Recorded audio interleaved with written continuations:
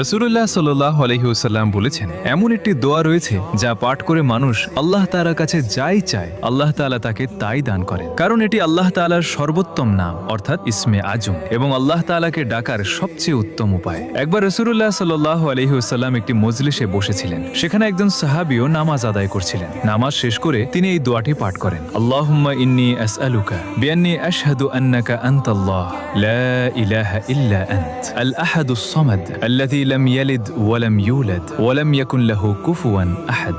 রাসূলুল্লাহ সাল্লাল্লাহু আলাইহি ওয়াসাল্লাম এই দোয়াটি শুনলেন এবং সেই সাহাবীর দিকে ফিরে বললেন, তুমি কি জানো তুমি আল্লাহর যেসব নাম ধরে ডেকেছো তা আল্লাহ তাআলার কাছে কতটা প্রিয়? তিনি আরো বলেন, যে কোনো মানুষ এই দোয়াটি পাঠ করবে এবং এটি পাঠ করার পর তার দ্বীনি বা দুনিয়াবি যে কোনো মনের আশা বা ইচ্ছা আল্লাহর কাছে পেশ করবে, আল্লাহ তাআলা তার সেই ইচ্ছা বা দোয়া ফিরিয়ে দেবেন না, কারণ এটি আল্লাহ তাআলার অত্যন্ত মর্যাদাপূর্ণ ও মহান বাণী।